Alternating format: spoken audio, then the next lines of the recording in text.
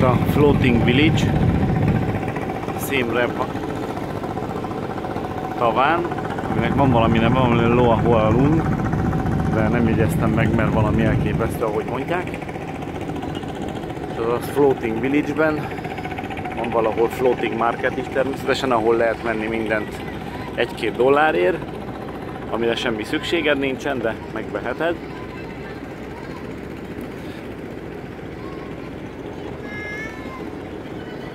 És ugye itt van a 84 000. turista, aki én vagyok. Az a lényeg, hogy ez azért így van építve, mert elméletileg, amikor ugye az esős évszak van, aminek most pont a végén vagyunk, akkor ezek a házaknak a cölöpeit teljesen ellepi a víz. Ugye annyiban magasabb a vízállás.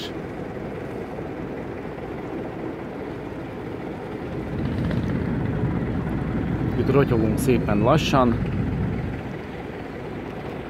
Korábban ugye lefotóztam már az iskolát, ahogy beérkeztünk, ott van a gendarmerie, a rendőrség, ugye a kultúrház és az iskola egymás mellett. Hát az iskola az teljesen üres volt, gondolom azért, mert 11 és 12 között általában itt a gyerekeknek szünetük van. Ugyanúgy, mint a jó európai iskolákban. Az, hogy aztán kijár be az iskolába, az nyilván gondolom ilyen szabadon választott, de ezért nem is szabad adni a gyerekeknek az utcán pénzt. Szigorúan ugye általában nagyon nem szeretik, mert az csak buzdítja őket arra, hogy ne menjenek iskolába, hanem inkább kunyeráljanak, mert hogy az mennyire jó biznisz, mert jön egy turista, meg 2, meg 3, meg 5, meg 10, összefel egy nap alatt 10 dollárt, annyit az apukája nem keres, ezért aztán nem szabad adni a gyerekeknek pénzt.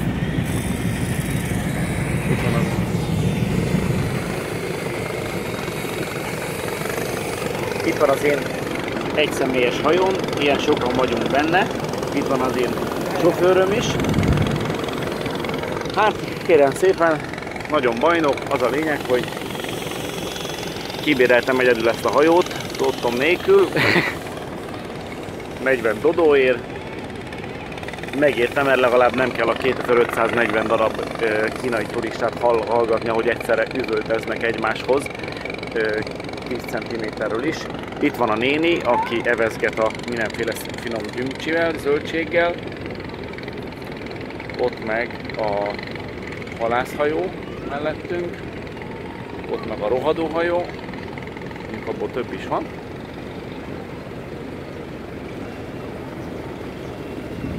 Hát ez azért, ez érdekes. Ez gondolom a kiadó apartmanok itt, ez a sorház.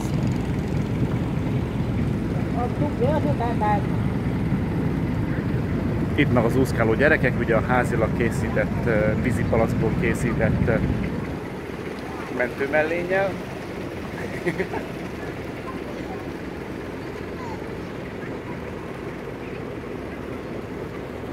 Érdekes. Itt van még egy gyümölcsös néni.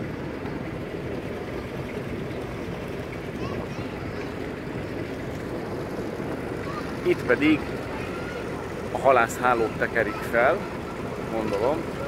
Szedik ki belőle.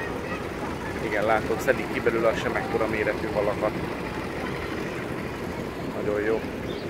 Tehát különben ugyanilyen szállítóeszközöket a Waterworld című Kevin Costner totál bukás filmben láthattunk. Nagyon durva.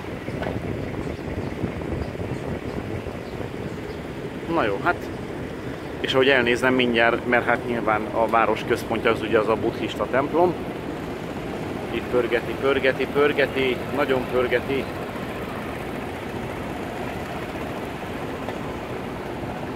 Ott van a növényes.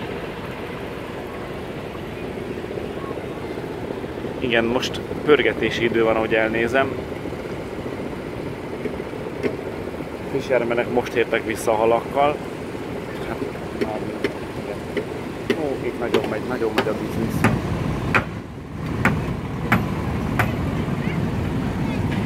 És ott is pörgeti, hát ez hihetetlen. Csak ami a durva az egészben, hogy ugye azt nem látom, hogy halat is fogtak volna. Le vagyunk dudálva, mert a mögöttünk lévő kínai turista csoportos hajó az most utolért minket.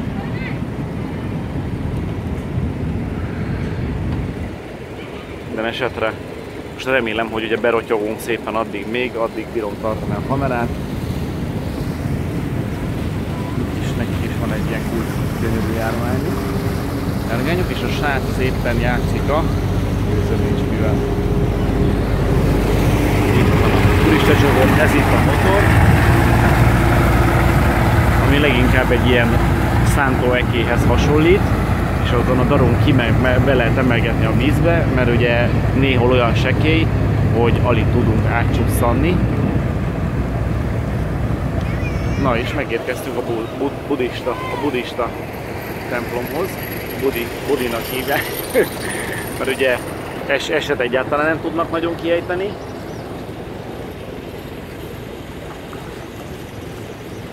És itt ez is nagyon szép, ez nem tudom mi, ez ugye gondolom a Szent Székelőszék.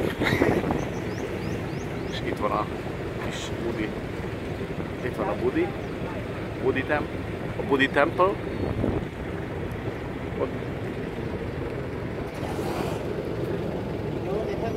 Yeah. It's cool. Igen, most mondta, hogy ez a Buda.